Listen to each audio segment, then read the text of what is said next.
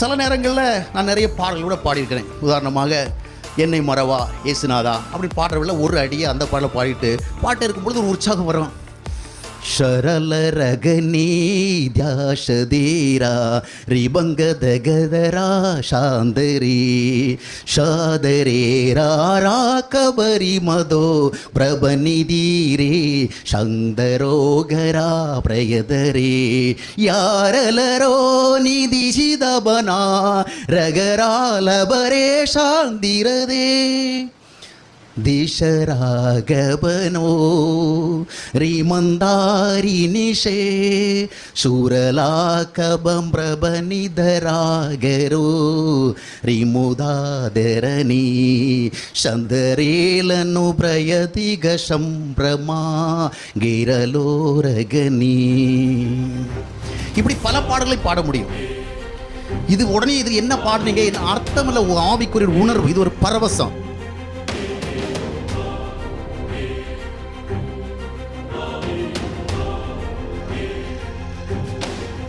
பிரியமான தேவனுடைய பிள்ளைகளே, அந்நிய பாஷை அப்படிங்கிறத குறித்து ஏற்கனவே நம்ம பல வால்யூம் வெளியிட்டிருக்கிறோம். ஏறத்தாழ ஒரு 9-10 வால்யூம் வெளியிட்டிருக்கோம்னு நினைக்கிறேன்.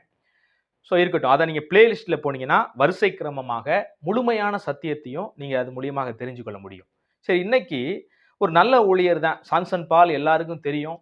இன்றைய கிறிஸ்தவ வட்டாரத்தில் இருக்கிற போலி முகத்திரைகளை கிழித்து சத்தியத்தை தைரியமாக சொல்லுகிற ஒரு நபர். அதனால நிறைய பாஸ்டர்களுக்கு அவரை பிடிக்காது. அவர் ஒரு கள்ளப்போதர்னு சொல்லிட்டு இருப்பாங்க. ஆனால் அவர் சொல்கிற விஷயமெல்லாம் பார்த்தீங்கன்னா வேதத்துக்கு புறம்பா இவங்க செய்கிற பெந்தகோஸ்தே சபைகள் செய்கிற அல்லது சில புராதன சபைகள் செய்கிற அந்த விஷயங்களை நேரடியாக வசனத்துக்கு விரோதமாக இருக்குது அப்படின்னு சுட்டி காட்டுகிற ஒரு நல்ல மனிதர். ஆனால் அவரும் இன்னைக்கு பார்த்தீங்கன்னா வஞ்சிக்கப்பட்ட ஒரு சூழ்நிலையில் இந்த ஒரு விஷயத்தில் அவர் விழுந்து போனவராகவே பாதிக்க தெரியுது. அதாவது பார்த்தீங்கன்னா ஒரு வைரஸ் மாதிரி இந்த பெந்தகோஸ்தே சபைக்காரங்க 1900க்கு அப்புறம் ஏன்னா ஏறத்தாழ ஒரு 2000 வருஷம் பக்கம் பார்த்தீங்கன்னா யாருமே அந்நிய பாஷை பேசலை. அதாவது இந்த போலி அந்நிய பாஷைலாம் பேசலை. வேதத்தை மொழிபெயர்த்து கொடுத்த வில்லியம் கேரி ஆகட்டும், சீகன் பால்கு ஆகட்டும், இன்னும் பல பெரிய பெரிய மிஷனரிகள்லாம் இருந்தாங்க. தேவனால் வல்லமையாக எடுத்து பயன்படுத்தப்பட்ட ஃபர்ஜன் போன்றவங்கலாம் இருக்கிறாங்க. அவங்க யாரும் இந்த அந்நிய பாஷை பேசலை. ஒரு போலித்தனமாக அந்நிய பாஷை என்கிற பூச்சோடு கூட 1906 இந்த பெந்தகோஸ்தே திருச்சபை வந்ததுக்கு அப்புறமும் இந்த போலி முகத்தை காமிச்சாங்க. இதுதான் ஒரு அந்நிய பாஷை பாருங்க, பைபிள்ல சொல்லப்பட்ட அந்நிய பாஷை பாருங்க. இது ஒரு வெளிநாட்டு சரக்கு. அமெரிக்காவிலே இது முதல்ல ஒரு பெண்மணி பேசினாங்க. அது மூலியமா உலகமெங்கிலும் இது கடத்தப்பட்டு இன்றைக்கு பெரும்பான்மையானவர்கள் இதை வரவேற்றிருக்கிறாங்க. 2000 வருஷமா கடவுள் கொடுக்காம இந்த 100 வருஷமா மட்டும் இதை கடவுள் கொடுத்துட்டாரு அப்படிங்கிறதே ஒரு மிகப்பெரிய முரண்பாடாக ஒன்றா இருக்குது. அதை விட இவங்க ஒரு பெரிய உருட்டுவாங்க. என்னன்னு கேட்டீங்கன்னா, இந்த போலி அந்நிய பாஷையை பெறாதவங்க பரலோகம் போக முடியாது அப்படிங்கிற உருட்டு.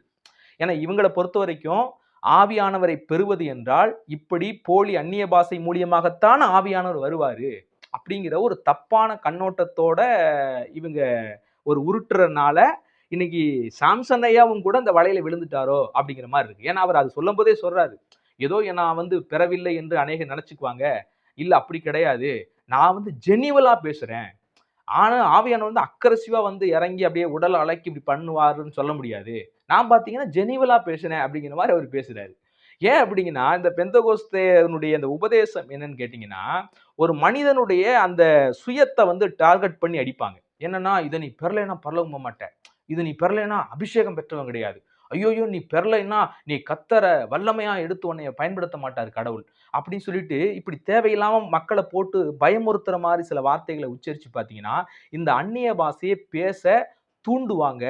நீ வாயில வந்ததை உளரும் போது அதுதான் பாஷை, அதுக்கப்புறம் அந்த பாஷையில வளரலாம் அப்படின்லாம் ஒரு கல்ட்டான கொஞ்சம் கூட வேத நாலேஜ் இல்லாதபடி அவங்க பேசுவாங்க. ஏன் அப்படின்னா அந்நிய பாஷைங்கிறது வேதம் சொல்லுது வரம் அப்படின்னு சொல்லப்படுது. அப்ப வரம் என்ன, கொஞ்சம் கொஞ்சமா இன்க்ரீஸ் ஆகும். கடவுள் வரம் அப்படின்னாலே முழுக்க முழுக்க கடவுளால் நமக்கு கொடுக்கப்படுறதானே ஒழிய திறமைகளை தான் வளர்த்து கொள்ள முடியும், வரத்தை வளர்த்து கொள்ள முடியாது. வரம்ங்கிறது கடவுளால் முழுமையாக நமக்கு கொடுக்கப்படுறது. அன்னைக்கு அற்புதம் செய்கிற ஒரு வரம் இருந்துச்சுன்னா எந்த வியாதியஸ்தர்களையும் தேவன் அவங்க மூலியமா சுகமாக்குனாங்க. என்னமோ அது வரம், அது திறமை கிடையாது. திறமையை தான் 1 by 1 நம்ம வளர்ப்போமே ஒழிய வரம்ங்கிறது முழுமையடைந்ததா தான் நமக்குள்ள வரும். அப்ப அந்நிய பாஷைங்கிறது வரம், அது முழுமையடைந்ததா தான் வரும். ஆனா இவங்க எப்படி உருட்டுவாங்கன்னா, ஃபர்ஸ்ட் 2 வார்த்தை பேசுவ, அப்புறம் 4 வார்த்தை பேசுவ, அப்புறம் அப்படியே பழக்கமாகி நெறையா அ அது உளர ஆரம்பிச்சுருவ. அதுதான் அந்நிய பாஷை அப்படின்னு ஒரு போலி போதனையை வச்சிருக்கிறாங்க. இத பேசுறவங்க அப்படியே ப அக்ரசிவ் ஆகாதீங்க. வசனத்துக்கு உங்கள ஒப்புக் கொடுங்க. நான் சொல்றது வசனத்தின்படியா இல்லையா? உங்க அனுபவத்த வச்சு பார்க்காதீங்க. என்னைக்குமே உங்கள் அனுபவம் வசனத்தின் அடிப்படையில இருக்கிறதான்னு பார்க்கணும். வசனத்தின் அடிப்படையில இல்லன்னா, சாத்தான் கூட அந்த அனுபவத்தை கொண்டு வந்து உங்களுக்குள்ள திணிச்சிருக்க முடியும். அப்படிங்கிறது உண்மதானே? அதுல நீங்க கருத்து உள்ளவரா இருக்கணும். அப்ப இந்த நம்ம அண்ணன் சாம்சன் பால் ஐயா என்ன சொல்றாருன்னா, இவர் நல்ல ஊழியர் தான். உண்மையிலேயே இந்த ஒரு விஷயத்துல இவரு தப்பா பண்ணுனனால தான், இத நான் அவருக்கும் தெளிவுபடுத்த வேண்டியது இருக்குது. அவரை சார்ந்தவர்களுக்கு தெளிவுபடுத்த வேண்டியது இருக்குது. அதனால தான் இந்த பதிவு போடுறேன். மற்றபடி நீங்க அவருடைய உபதேசத்த கேட்கலாம். உண்மையிலேயே ஒரு நல்ல உபதேசம் செய்கிற ஒரு தேவ ஊழியக்கார மனிதர் தான். ஆனா வஞ்சிக்கப்பட யாராலும் முடியும். அந்த ரீதியில இவரும் அந்த வைரஸினால் பாதிக்கப்பட்டிருக்கிறார். சில வைரஸ் பாருங்க, வைரஸினால் பாதிக்கப்பட்ட மாரி இந்த அந்நிய பாஷையும் ஒரு வைரஸ் மாரி. எப்ப பிடிக்கும், எப்ப தொற்றுன்னே தெரியாது. யாராவது தொற்றி விட்டு போயிருவாய்ங்க. இந்த கொரோனா வியாதிய பரப்பி விட்டு சில ஆள்லாம் பாருங்க, அன்ன வரைக்கும் சண்டை பிடிச்சிட்டு இருக்கிற மாமியார், மருமக கூட கட்டி பிடிச்சு கொலாவுனாங்க. என்னன்னு பார்த்தா கொரோனாவ பரப்பி விட்டுருக்காங்க. அந்த மாரி வந்து நைஸா இந்த கொரோனாவ மாரி இருக்கிற இந்த அந்நிய பாஷைய தொற்றி விட்டு போயிருவாய்ங்க. அதனால இந்த வியாதி பரம்பாதபடி தயவு செய்து ஜாக்கிரதையா இருங்க. அந்த மாரி ஆட்கள விட்டு கொஞ்சம் விலகியே இருக்கிறது நல்லது அப்படிங்கிறேன். சரிங்களா? சரி ரைட். இப்ப அவர் சொன்ன சில பாயிண்ட்ஸுக்கான வசனத்தின் அடிப்படையிலான விளக்கத்துக்கு பார்ப்போம். இப்ப அவர் என்ன சொல்றாருன்னா, இந்த மெயினா இவங்க பிடிக்கிற முக்கியமான விஷயம் என்னன்னு பார்த்தீங்கன்னா, இந்த 1 கொரிந்தியர் 14ஆம் அதிகாரம் 2ஆம் வசனம் தான். என்னது? ஏனெனில் அந்நிய பாஷையில் பேசுகிறவன் ஆவியினாலே ரகசியங்களை பேசினாலும் அவன் பேசுகிறதை ஒருவனும் அறியாதிருக்கிறபடியால் அவன் மனுஷனிடத்தில் பேசாமல் தேவனிடத்துல பேசுகிறான் அப்படிங்கிற வார்த்தை. அப்ப அந்நிய பாஷையை பேசுகிறவன் தேவனிடத்துல பேசுகிறான். எனக்கு அர்த்தம் தெரியாது அப்படிங்கிற மாதிரி விளக்கம் கொண்டு வந்துடுறாங்க. ஆனா இங்க என்ன பவுலடிகள் ஆவியினால ஏவி எதை விளக்கப்படுத்துறாருங்கிறத கொஞ்சம் கூட இந்த மேல கீழ விஷயங்களை வாசித்து ஆராயாமையே இதை ஒரு வாதம் பண்ணிட்டே வருவாங்க. பைபிள் சொல்ற அந்நிய பாஷைங்கிறது ஒரே ஒரு அந்நிய பாஷை தான். நீங்க பைபிள் முழுக்க எங்க வாச்சாலும் அந்நிய பாஷை என்றாலே ஒரே ஒரு அந்நிய பாஷை தான் இருக்குது. அது வரந்தான். பரவச பாஷை வேற, அந்நிய பாஷை வேற, இப்படிலாம் தனித்தனியாவெல்லாம் எங்கேயும் இல்லை. ஏன்னா இந்த 2ஆம் அதிகாரத்துல ஒருவேளை நீங்க பரவச பாஷை அப்படின்னு நினைச்சீங்கன்னா, அந்த 2ஆம் அதிகாரத்துல இப்ப 14ஆம் அதிகாரத்துல கீழே உள்ள வசனம் ஏன் விளக்கம் சொல்லணுங்குது? பரவச பாஷைக்கு விளக்கம் தேவையில்லை அப்படின்னு நீங்க ஒரு முடிவு கட்டிட்டீங்கன்னா, ஏன் அதுக்கு விளக்கம் சொல்லுங்கன்னு வருது? உண்மையாகவே அது ஒரு பாஷையா இருக்க போய் தான் பவுலடிகள் கீழே விளக்கத்தை சொல்லணும் அப்படின்னு எழுதுறாரு. கீழே வாசிக்கிறேன் பாருங்க. நீங்கள் எல்லோரும் அந்நிய பாஷைகளை பேசும்படி நான் விரும்புறேன். ஆகிலும் அந்நிய பாஷையில் பேசுகிறவன் சபைக்கு பக்தி விருத்தி உண்டாக்கும்படி அர்த்தத்தையும் சொல்லாவிட்டால், அர்த்தம் சொல்லணும். அப்ப மேல சொல்லப்பட்ட 2ஆம் வசனத்துல அவங்க பேசுன அந்நிய பாஷைக்கு அர்த்தம் இருக்குது. ஆனா பேசுற அந்த நபருக்கு அர்த்தம் புரியாம பேசுறாங்க. அர்த்தம் புரியாம பேசிக்கிட்டு இருக்கிறதுனால தான் தேவனோடு ரகசியத்தை பேசுகிறான் என்று பவுலடிகள் அங்க பேசுறாரு. வேற ஒண்ணும் இல்ல. இப்ப நீங்க ஒரு பாஷை பேசுறீங்கன்னு வச்சுங்களேன், உங்களுக்கு ஹிந்தி தெரியாதுங்க. திடீர்னு ஆவியானவர் இறங்கி உங்களை ஹிந்தி பேச வைக்கிறாரு. இந்தியை எங்க பேசுறீங்கன்னு கேட்டீங்கன்னா, இந்தி மக்கள்கிட்ட நீங்க பேசுனீங்கன்னா பிரச்சனை இல்லை. உங்களுக்கு இந்தி தெரியாட்டியும் அந்த சத்தத்தை கேட்கிற இந்திக்காரனுக்கு தெரியும். இப்ப அப்போஸ்தலர் 2ல அப்படிதான் நடந்துச்சு. அப்போஸ்தலர் 2லையும் பரிசுத்த ஆவியானவர் அந்நிய பாஷை வரத்தோடு வந்தார். என்னென்ன அந்நிய பாஷைகளை அன்னைக்கு பேசுனாங்கிறத நீங்க கீழே அந்த 2ஆம் அதிகாரத்துக்கு கீழே வாசிக்கும் போதே பல பாஷைகள் ஏறத்தாழ ஒரு 16 பாஷைகள் அன்னைக்கு பேசுனாங்க. அந்த பாஷையெல்லாம் கீழே குறிப்பிடப்பட்டிருக்குது. அதுதான் அந்நிய பாஷை. அந்த அந்நிய பாஷையினுடைய விளக்கத்தை தான் 14ஆம் அதிகாரத்திலையும் குறிப்பிடுறாரு. நல்லா கவனிங்க. இதற்கான விளக்கம் இருக்குது. இப்ப அங்க நீங்க அந்நிய பாஷை இந்திக்காரன்ட்ட பேசும்போது இந்திக்காரனுக்கு புரியும். இப்ப நீங்க தமிழகத்துல உட்கார்ந்துட்டு தமிழ் மக்கள்கிட்ட உட்கார்ந்துட்டு இந்தி பேசுறீங்க. ஆவியானவர் உங்க மேல இறங்கிட்டாரு. இந்திய பேசுறீங்க. பயங்கரமா இந்தி பேசுறீங்க. ஆனா உங்களுக்கும் அந்த இந்தியினுடைய அர்த்தம் தெரியல. ஏத்தாப்புல உட்கார்ந்து இருக்கிற மக்களுக்கும் இந்தி தெரியாத மக்கள்கிட்ட போய் இந்தியில நீங்க பேசுறனால ஒண்ணுமே விளங்காது. ஆனா நீங்க இந்தியில பேசினா யாருக்கு புரியும்? கடவுளுக்கு புரியும். கடவுளுக்கு புரியறனால தான் தேவனோடு ரகசியத்தை பேசுகிறான் என்று இங்க எழுதப்பட்டிருக்குது. ஏன்னா கீழே உட்கார்ந்து இருக்கிற மனிதனுக்கு அது புரியலையே. அதான் எழுதுறாரு. ஆவியினாலே ரகசியங்களை பேசினாலும் அவன் பேசுகிறதை ஒருவனும் அறியாதிருக்கிறபடியால். இந்த பிரச்சனையை குறித்து தான் வரிசையா எழுதுறாரு. நீங்க இதை விளங்கிக்கணும் அப்படின்னா நீங்க தொடர்ச்சியா நீங்க 23ஆம் வசனம் 24ஆம் வசனத்தெல்லாம் வாசிச்சீங்கன்னா, சபையில நீங்க கூடி வந்து எல்லோரும் ஏகோபித்து அந்நிய பாஷையில பேசும்போது கல்லாதவன் ஒருவன் உள்ளே வந்துங்கிறார். கல்லாதவன் என்ன அர்த்தம்? படிப்பறிவு இல்லாதவன். மொழிகளை குறித்து பல மொழி தெரியாது. லோக்கல் லாங்குவேஜ் மட்டும் தான் தெரியும். அவன் வந்து பார்க்கும்போது, என்னடா அவன் பைத்தியம் பிடிச்சவன் அப்படிங்கிற மாரி யோசிப்பாங்களா இல்லையா? விசுவாசிகளுக்கு தெரியும், இவர் எந்த மொழியில பேசுறாருன்னு தெரியாம இருந்தா கூட, ஏதோ ஒரு மொழியில பேசிக்கிட்டு இருக்கிறாருங்கிற அறிவு அவங்களுக்கு இருக்கும். ஏன்னா, அது ஒரு வரம்னு அவங்களுக்கு புரிஞ்சு வச்சிருப்பாங்க விசுவாசிகளுக்கு. அதனால பேசாம உட்கார்ந்திருப்பாங்க. அர்த்தம் புரியாட்டியும் பேசாம உட்கார்ந்திருப்பாங்க. புதுசா ஒருத்தன் உள்ள வந்தா, உங்கள பைத்தியம் பிடிச்சவன்னு சொல்லிருவானா இல்லையா? அதனால நீங்க சபையில அந்நிய பாஷையை குறிச்சு பேசாதீங்க. இந்த மாரி பல மொழிகள நீங்க அன்னைக்கு பேசுற வரம் இருந்தாலும், நீங்க தனியா கூட பேசிக்கங்க. எதுக்கு நீங்க சபையில வந்து பேசுறீங்க? அப்படின்னு சொல்றாரு. ஆனா இந்த பெந்தெகோஸ்தே திருச்சபைக்காரர் இந்த வசனத்துக்கு கீழ்ப்படியவே மாட்டாங்க. பல வார்த்தைகள தேவனுடைய வார்த்தைய இவங்க அல்லல் தட்டுறது தான் இவங்களுடைய வேலையா இருக்குது. இப்பயும் சபையில உட்கார்ந்து பைத்தியம் பிடிச்ச மாரி கத்துவாங்க. கல்லாதவன் வந்து பார்க்கும்போது இவங்கள பைத்தியம் பிடிச்சவங்கன்னு தான் சொல்ற அளவுக்கு இன்னைக்கு இவங்க நடந்துகிட்டே இருக்கிறாங்க. வேத வாக்கியத்தை மீறி நடக்கிறார்கள். சரிங்களா? சரி ரைட். இப்ப கீழ சொல்லும்போது, ஒருவேளை 2ஆம் அதிகாரத்துல அப்போஸ்தலர் 14:2ல நாங்க தேவன்கிட்ட ரகசியம் பேசுறதுன்னா, ஒரு புரியாத பாஷை, ஒரு பரவச பாஷை. இப்ப சாம்சன் ஐயா சொன்னார்ல, சாம்சன் பால் ஐயா, நான் அது ஒரு பரவச பாஷை தான் புரிஞ்சுக்கிட்டேன். அது அர்த்தம் சொல்ல தேவையில்ல அப்படின்னு ஏன் அந்த அர்த்தம் சொல்ல தேவையில்ல, அர்த்தம் சொல்ல தேவையில்லன்னு வர்றாங்களா? இந்த 2ஆம் வசனத்த தப்பா புரிஞ்சுகிட்ட விஷயம் தான். அப்ப இங்க இது அர்த்தம் சொல்லக்கூடாத ஒரு பாஷை தெரியாதுன்னா, ஏன் அப்ப வந்து 5ஆம் வசனத்துல அர்த்தம் சொல்ல கடவன் சொல்றாரு? அர்த்தம் சொல்லலைன்னா நீ பேசாதன்னு ஏன் சொல்றாரு? நீங்க டோட்டலா நீங்க 14ஆம் அதிகாரம் முழுக்கவுமே வாசிச்சீங்கன்னா, ஒரிஜினல் அந்நிய பாஷையாகிய பல மொழிகளை குறித்து தான் வேதம் இங்க சொல்லும். நீ சபைக்குள்ள உட்கார்ந்துட்டு நீ இப்படி அந்நிய பாஷை பேசும்பொழுது, ஆகாயத்துல சிலம்பம் பண்றவன் போல தானே இருப்ப. யாருக்குமே ஒண்ணும் புரியாதே. கீழ எழுதுறாரு, அதான் எழுதுறாரு. மேலும் சகோதரரே, நான் உங்களிடத்தில் உங்களுக்கு ரகசியங்களை வெளிப்படுத்துகிறதற்காவது, அறிவை உண்டாக்குறதற்காவது, தீர்க்க தரிசனத்தை அறிவிக்கிறதுக்காவது, போதகத்தை போதிக்கிறதுக்காவது ஏதுவாகச் செய்யாமல், அந்நிய பாஷையிலே பேசினால் உங்களுக்கு பிரயோஜனம் என்ன? நான் பாட்டுக்கு வந்து தமிழ் சபையில உட்கார்ந்துகிட்டு வந்து அந்நிய பாஷையே பேசிக்கிட்டு இருந்தா, உங்களுக்கு என்னய்யா பிரயோஜனம் இருக்கும்? அதுக்கு தீர்க்க தரிசனம், உபதேசம், அறிவை வெளிப்படுத்துதல் இப்படி சொன்னா உங்களுக்கு பிரயோஜனமா இருக்கும். நான் பாட்டுக்கு இத தெலுங்குலயும், இந்தியிலயும், மராத்தியிலயும் உட்கார்ந்து பேசிட்டு இருந்தா, உங்களுக்கு என்ன பலன் தரப்போகுது?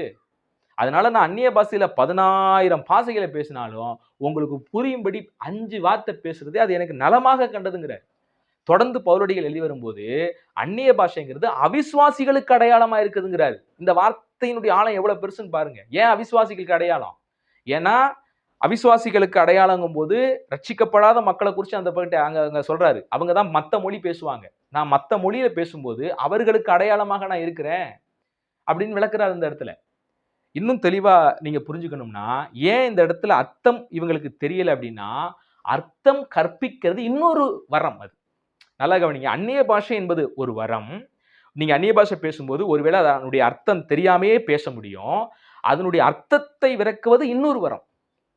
இத நீங்க தெளிவா வழங்கிட்டீங்கன்னா, சாம்சன் பால் சொன்ன அந்த விஷயம் எவ்வளோ பொய்யானது, தவறானதுன்னு புரிஞ்சுக்க முடியும். அவரும் பாதிக்கப்பட்டு, கடைசியில பார்த்தா அந்நிய பாஷையில பேசுறார். ஷா துர்ரி பி காபாலாரா அந்தாரா துர்ரி பி காதாராங்கிறாரு.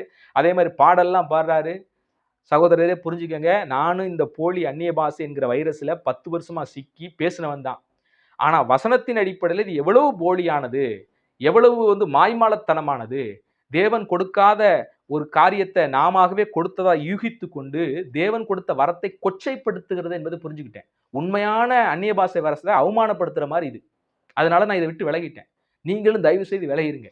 ஏன் அப்படின்னா, 12ஆம் அதிகாரத்துல வரங்கள குறிச்சு சொல்லும்போது பாருங்க, வேறொருவனுக்கு 10ஆம் வசனத்துல வரும்போது கீழ வாசிக்கிறோம். வேறொருவனுக்கு பற்பல பாஷைகளை பேசுதலும், வேறொருவனுக்கு பாஷைகளை வியாக்கியானம் பண்ணுகிற வரம்மா. ஒருத்தனுக்கு பற்பல பாஷைல வரும். ஆனா அவன் என்ன பாஷை பேசுறான்னு அவனுக்கு தெரியாது. அப்ப லாஸ்ட்டா வர்ற 9வது லாஸ்ட் வரம் என்னன்னு கேட்டீங்கன்னா, அதை வியாக்கியானப்படுத்துகிற வரம் இன்னொரு வரம். அதனாலதான் பவுலடிகள் சொல்லும்போது, ஒருத்தன் அந்நிய பாஷை பேசினா விண்ணப்பம் பண்ணு. அதை வியாக்கியானம் பண்ணும்படி விண்ணப்பம் பண்ணு. அப்படி விண்ணப்பம் உனக்கு அந்த வரம் இல்லைன்னா, உன் சபையில இன்னும் 2 பேர் அப்படிப்பட்ட வியாக்கியான வரம் இருந்துச்சுன்னா, ஒவ்வொருத்தரா பேசுங்க. ஒருத்தர் வியாக்கியானம் பண்ணட்டும். ஒரு அந்நிய பாஷை பேசுறியா? ஏதோ ஒரு மொழியில பேசுறியா? வியாக்கியானம் பண்ணுகிற வரம் சபையில ஒருத்தருக்கு இருந்துச்சுன்னா, அவர் வியாக்கியானப்படுத்தட்டும் அப்படிங்கிற ஒரு ஆப்ஷனை வைக்கிறார். அப்ப அன்றைக்கு கொரிந்திய திருச்சபையிலே வியாக்கியானம் பண்ணக்கூடிய, அதாவது பல மொழிகளை அதை அறிந்து புரிந்து வியாக்கியானம் பண்ணக்கூடிய சிலர் இருந்ததுனால, வியாக்கியானப்படுத்தட்டும் அப்படின்னு சொல்லி பேசுறாரு. ஆனா இன்னைக்கு எந்த சபையில நம்ம பேசுற அந்நிய பாஷைக்கு வியாக்கியானப்படுத்துற நபர் எங்க இருக்கிறாங்க? யோசிச்சு பாருங்க. ஐயா சாம்சன் பால் அவர்களே, தயவு செஞ்சு இந்த போதனையை சரி பண்ணிக்கிறீங்க. இத மக்களுக்கு போச்சு ஏற்கனவே கெட்டு சீரழிஞ்சு தான் நாங்கலாம் இன்னைக்கு கடவுளுடைய வார்த்தையில் தப்பிச்சு வந்திருக்கிறோம். இன்னும் சில மக்களை, உங்களை சார்ந்த மக்களையும் இந்த மாய்மாலத்துக்குள்ள, இந்த தப்பான உபதேசத்தை தள்ளிடாதீங்க. ஏன்னா இது வாய்க்கு வந்ததெல்லாம் உளற ஒண்ணு. இதனால நம்ம பக்தி விருத்தியில அடைய போறதில்ல. பக்தி விருத்தி அடைய மாறி சிலருடைய போதனைகள் உங்களுக்கு உண்டாக்கி வச்சிருக்குது. பரவச நிலைமை அது இதெல்லாம் நீங்களே கிரிட்டிசம் பண்றீங்க. அதை பரவச நிலைமை எல்லாம் தேவையில்லைங்கிறீங்க. நீங்களே அப்புறம் பரவச நிலையை ஆதரிக்கிற மாதிரி சில விஷயங்கள்லாம் பேசுறீங்க. இது எந்த விதத்தில் நியாயம்? தயவு செய்து அந்நிய பாஷை என்கிற ஒன்று, வேதத்தில் சொல்லப்பட்ட அந்நிய பாஷை, பல இடங்களிலே பல வார்த்தைகள் தமிழிலே மொழிபெயர்க்கும் போது பற்பல பாஷைகள், அந்நிய பாஷைகள், இப்படி எல்லாம் நவமான பாஷைகள், இப்படி எல்லாம் வேதத்தில் இருந்தாலும் எல்லாமே அந்த ஒரே வரத்தை தான் குறிப்பிடப்பட்டிருக்கு. ஏன்னா அதுக்கு கீழே உள்ள அது விளக்கப்படுத்தின வார்த்தையில வாசிங்கன்னா, அந்த அந்நிய பாஷையோ நவமான பாஷையோ இல்ல வேற என்ன பாஷைன்னு குறிப்பிடப்பட்டிருக்கோ அதெல்லாம் என்னன்னு கீழே வாசிச்சாலே எல்லாம் ஒரே பாஷை தானே உங்களால புரிஞ்சிக்க முடியும். புரிஞ்சிக்க முடியாத ஒரு காரியமாக வேதத்துல எங்கேயும் இல்லை. அதே மாதிரி அன்னைக்கு அந்நிய பாஷை வரம், அதை வியாக்கியானப்படுத்துற வரம் இருந்துச்சு. இன்னைக்கு அநேகர்கிட்ட கிடையாது. ஏன்னா நீங்க 9 விதமான வரமே இன்னைக்கு எல்லாருக்குள்ளயும் இல்லை. எல்லாருக்குள்ளயும் இன்னைக்கு 9 விதமான வரமா இருக்குது. பைபிள்ல பல இடங்கள்ல அந்நிய பாஷை எல்லாருக்கும் உரிய வரம் இல்லை என்றே வேதம் போதிக்கிறது. அதனால இந்த பெந்தகோஸ்து சபைக்காரவங்க அந்நிய பாஷை பேசினாதான் அபிஷேகம், அந்நிய பாஷை பேசலைன்னா பரலோகம் போக மாட்டேன் அப்படின்னா, அன்னைக்கு இருந்த அப்போஸ்தலர் நாட்கள்ல இருந்த பெரும்பான்மையான விசுவாசிகள் பரலோகமே போக மாட்டாங்க. ஏன்னா அங்க வேத வசனம் தெளிவா சொல்லுது, எல்லோரும் அந்நிய பாஷை பெற்றவர்கள் இல்லை என்பதே வேதம் விளக்குதே. அதுக்கு என்ன சொல்லுவீங்க? அந்த வசனத்தை நான் வாசி காட்டுறேன். 12ஆம் அதிகாரத்துல 29வது வசனத்துல, எல்லோரும் அப்போஸ்தலர்களா? எல்லாரும் அப்போஸ்தலர் கிடையாது. எல்லோரும் தீர்க்கதரிசிகளா? அதெல்லாம் ஒத்துக்குருவோம். எல்லாரும் தீர்க்கதரிசி கிடையாது. எல்லாரும் அற்புதங்களை செய்கிறவர்களா? கண்டிப்பா கிடையாது, ஒத்துக்குருவோம். எல்லோரும் குணமாக்கும் வரங்களை உடையவர்களா? ஆமாங்க, கண்டிப்பா குணமாக்குற வரம் எல்லாருக்கும் இல்லை. கீழே சொல்றாரு, எல்லோரும் அந்நிய பாஷை பேசுகிறவர்களா? எல்லோரும் வியாக்கியானம் பண்ணுகிறவர்களான்னு கேட்கிறாரு. எல்லாருக்கும் அது வரம் கிடையாதுங்க. ஒரு சிலருக்கு தான் அந்த வரம் கிடைக்கும். அந்நிய பாஷை பேசுறது ஒரு வரம், அதை வியாக்கியானப்படுத்துறது ஒரு வரம். அது ஒரு சிலருக்கு தான் கிடைக்கும், எல்லாருக்கும் கிடைக்கக்கூடியது இல்லை. அன்னைக்கு ஒரு சிலவங்க அந்த அந்நிய பாஷையை பெற்றவங்களுக்கு அர்த்தம் தெரியாம சபையில் வந்து தேவையில்லாம பேசி நேரத்தை கடத்திக்கிட்டு இருந்ததுனாலதான், தேவையில்லாம இப்படி நேரத்தை கடத்தாதீங்க. சபை கூடி வரும்போது மக்களுக்கு பிரயோஜனமானதை செய்யுங்க, போதனை செய்யுங்க, அறிவை உணர்த்துங்க, தீர்க்க தரிசனம் உரைங்க இப்படின்னு சொல்லி கொடுக்குறாரு. மணிக்கணக்கா உட்காந்துட்டு நீங்க சபைக்குள்ள அந்நிய பாஷை பேசிட்டு இருக்கும்போது யாருக்குமே பிரயோஜனப்படாது. ஆனா படிக்காது இருக்கிற நீங்கள் பல மொழியில பேசும்போது உங்களுக்கு அதை பக்தி விருத்தி உண்டாக்கும். உங்களுக்கு வந்து பல மொழியில பேசுறோம் அப்படிங்கிற ஒரு ஆனந்தத்தை உண்டாகும். அர்த்தமே புரியாட்டி கூட பல மொழியில பேசுறீங்கிற அந்த உணர்வு அன்னைக்கு அவங்களுக்கு இருந்ததுனால அந்த ஒரு சந்தோஷம் அவங்களுக்குள்ள இருக்கும். அதனாலதான் அந்நிய பாஷையில பேசுகிறோம், தனக்கே பக்தி விருத்தி உண்டாக்க பேசுகிறான். ஏன் சொல்றாருன்னா அந்த அர்த்தத்துல தான். ஒரு மொழியுமே நீங்க ஸ்கூலுக்கே போகாம படிக்காம எந்த மொழியை குறித்து ஆராய்ச்சி பண்ணாம பல மொழிகள் நீங்க பேசும்போது எந்த அளவுக்கு உங்களுக்குள்ள பக்தி விருத்தி உண்டாக்கும். அதனாலதான் பவுலடிகள் இங்க சொல்றாரு. இதை நான் சொல்றதாக நீங்க புரிய வேணாம். இன்னும் ஒரு விஷயம், ஒரு 4-5 டைம் ஆகுது 1 கொரிந்தியர் 14ஆம் அதிகாரத்தை, அதாவது 12ஆம் அதிகாரத்திலிருந்தே வாசிங்க. 12, 13, 14 தெளிவா வாசிங்க. இங்க என்ன அந்நிய பாஷத்தை எதை குறிச்சு பேசுறாரு? வரத்தையா அல்லது பரவசமா சும்மா உளறதையா அப்படிங்கிறத நிதானமா மேல இருந்து கீழே வரைக்கும் வாசிங்க. கர்த்தர் அந்த வெளிச்சத்தை உங்களுக்கு தரட்டும். நான் கர்த்தரை ஏற்றுக்கொண்ட பொழுதே பரிசுத்தாவையும் பெற்றுக்கொண்டேன். கர்த்தருடைய வல்லமை இருக்குன்னு விசுவாசம் இருந்தாலும் நான் அந்நிய பாஷை குறித்த எதிர்கருத்து உடையவனாக இருக்கவில்லை. என்னுடைய ஞாபகம் சரியாக இருக்குமென்றா, ஒரு நாள் மும்பை பட்டணத்தில் உள்ள கிங்ஸ் சர்க்கிள் என்கிற ஒரு ஸ்டேஷனில் ரயில்வே ஸ்டேஷன் இறங்கி பலவிதமான சோர்வான சூழலுக்கு மத்தியில் நான் ஒரு இன்னொரு நண்பரை பார்க்க சென்ற பொழுது, நான் செல்லுகிற வழியில் வழக்கத்தின்படி ஆண்டோடு பேசிக்கொண்டே போவேன். அப்படி போகும் பொழுதுதான் நான் வழக்கமாக பேசுகிற பாஷைகளுக்கு அப்பால் வேறு விதமான சத்தங்களை என்னுடைய வாயிலிருந்து நான் உச்சரிக்க, அது எனக்கு உற்சாகம் கொடுக்க அப்படி தான் பெற்றுக்கொண்டேன். எந்த அபிஷேக கூட்டத்திலையும் போய் நான் பெற்றுக்கொள்ளலை. அப்பொழுது தொடக்க காலங்களில் அவைகளெல்லாம் நான் கொஞ்சம் அதிகமாக பேசினேன். நாளடைவில் அதை ரொம்ப யூஸ் பண்ணல, அவ்வப்பொழுது யூஸ் பண்ணேன். இப்பொழுது நான் சில நேரங்களில் அதை யூஸ் பண்ணுறது உண்டு.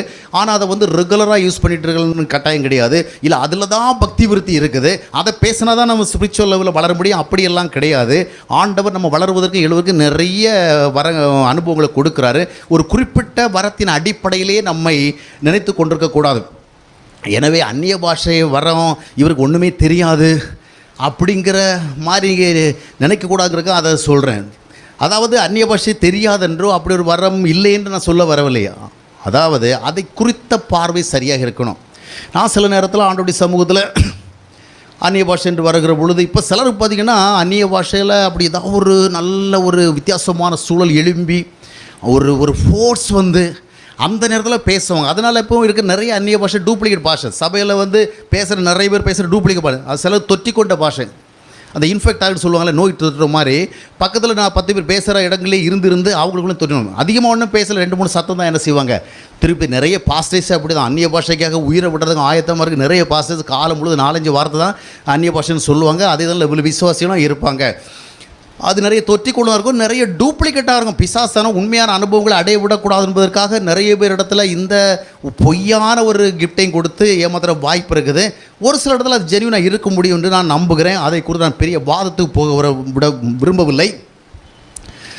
அந்நிய பாஷை பேசணுன்னா ஒரு உணர்ச்சி வசப்பட்ட நிலைமை, ஒரு பெரிய மனக்கிளர்ச்சி, அப்படியே பரலோகத்திலிருந்து ஆவி வந்து அப்படியே பொழிகிறமா இல்லை. நார்மலாகவே நாம் ஆண்டவரை இயேசு கிறிஸ்து ஏற்றுக்கிறோம், ஆவியை பெறுகிறோம். அந்த ஆவியானவர் எப்பொழுது நம்மோடு இருக்கிறபடினால சாதாரணமான சுச்சுவேஷன்லேயும் நம்ம அந்நிய பாஷை பேச முடியும். அது வந்து அந்நிய பாஷையில் மட்டும்தான் பக்தி விருத்தின்னு வருதுன்னு இல்லை, அந்நிய பாஷையிலும் பேசணும். அது ஒரு பரவச பாஷைங்கிறதா நாம் புரிஞ்சுக்கிறது. அதாவது அதுக்கு ஒரு மற்ற மொழிகளை போன்ற அர்த்தம் இருக்குல்ல, ஆவிக்குள்ளாகும் பொழுது அது ஒரு ஸ்பிரிச்சுவல் லாங்குவேஜ். சில நேரத்தில் வந்து நாம் வாயிலிருந்து சில சத்தங்களை கூட எழுப்புகிறோம், அதுக்கு ஒரு அர்த்தங்களை சொல்ல முடியாது, ஆனால் அர்த்தம் மற்றதுன்னு சொல்ல முடியாது. அது ஒரு விதமான அர்த்தத்தை கொடுக்குறோம், அது எனக்கு பிரயோஜனமாக இருக்கும். நான் பல நேரங்களில் ஜெபம் பண்ணுகிற பொழுது சில சூழல்களை பொழுது சாதாரணமாக பேசுகிற பொழுது ஷரல மந்தரல பாரி கரபா ஷக நந்திரிலி அந்தரல புப்ரமானா ஷனரபல கரபித கரபா ಶಾಂತಿ ಮಾದಾರಿ ಅನಂದಲ ರಮೋನರ ಶಬರ ರಿಕಾಮಾಲ ಬರ ನಂದಿರಿ ಬಿಕಾರ ಉರಿದಿಯ ಶರಲ ಶಂಕಾಮರ ಬದಿಘಾನಿ ಅಂದರ ಲುಕ್ಕ ಬಮ ಮರೀನ ಶಲ್ಲ ಮಾಮರ ದಿಂದಾರಿನ ಕರುಲ ಕರಬ ರಿಗ ಶಬರಂ ಬರಂ ಬರಂದಿನಿ ಧರಲಹ ರಿಗ ನಿಗ ಶಲದರಂದರ ಭೂಮಿ ಕಾಕಾರಮ ಶಬ ಯಾಂದರ ಮಲಂದು ಬರಾಗ நீ பரி கஷக. இப்படியெல்லாம் இது ஒரு உதாரணத்தை சொல்கிறேன். ஒரு பெரிய ஏதோ ஒன்று பாய்ந்ததான் சொல்ல முடியல. சாதாரணமாகவும் ஒரு அது பாஷன்னு நான் சொல்ல வரல, ஆனால் ஒரு ஆவிக்குரிய உணர்வை அது வெளிப்படுத்துகிறது. இதில் என்ன சொன்னங்கிறத விட என்ன உணர்வை பெற்றுங்கிறது. சில நேரங்களில் நான் நிறைய பாடல்களோட பாடியிருக்கிறேன். உதாரணமாக என்னை மறவா ஏசுநாதா அப்படின்னு பாடுறவில்ல, ஒரு அடியை அந்த பாடலை பாடிட்டு பாட்டை இருக்கும் பொழுது ஒரு உற்சாகம் வரும். ಶರಲ ರಗನಿ ದ್ಯಾಶದೀರ ರಿಬಂಗದ ಗದರ ಶಾಂದರಿ ಶಾದರೇ ರಾರಾ ಕಬರಿ ಮದೋ ಪ್ರಬನಿದೀರೇ ಶಂದರೋಗರ ಪ್ರಯದರೇ ಯಾರಲರೋ ನಿಧಿಸಿದ ಬನ ರಗರಾಲ ಬರೇ ಶಾಂದಿರದೇ ದಿಶರಾಗಬನೋ ರಿಮಂದಾರಿ ನಿಶೆ ಶೂರಲಾಕಬಂಬ್ರಬನಿಧರಾಗರೋ ರಿಮುದಾದರನಿ ಚಂದರೇಲನ್ನು ಪ್ರಯತಿಗ ಸಂಭ್ರಮ ಗಿರಲೋರಗನಿ. இப்படி பல பாடல்களை பாட முடியும். இது உடனே இது என்ன பாடுனீங்க, என்ன அர்த்தம் இல்லை, ஆவிக்குரிய உணர்வு. இது ஒரு பரவசம், ஸ்பிரிச்சுவல் அந்த ஸ்பிரிட்ஃபுல்னஸில் நம்ம உணர்கிற இது. சில இடத்துல உத்வேகம் வர. இப்போ நிறைய பேர் பார்த்தீங்கன்னு சொன்னால் அந்த ஒரு ஆராதனை நேரத்தில் ஒரு தொழுகை நேரத்தில் ஏதாவது பேசணும்,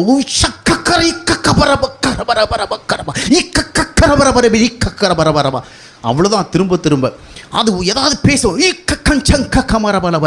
அந்த நேரத்தில் அவங்களுக்கு அது இல்லை, மொழிபெயர்ப்புன்னு ஏதோ சொல்ல வருது, மகனே மகளே சொல்லுகிறேன் பயப்படாதே தெரியாதே.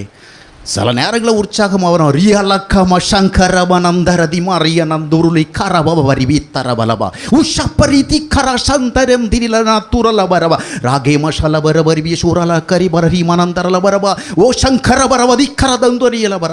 இது ஒரு ரகம்.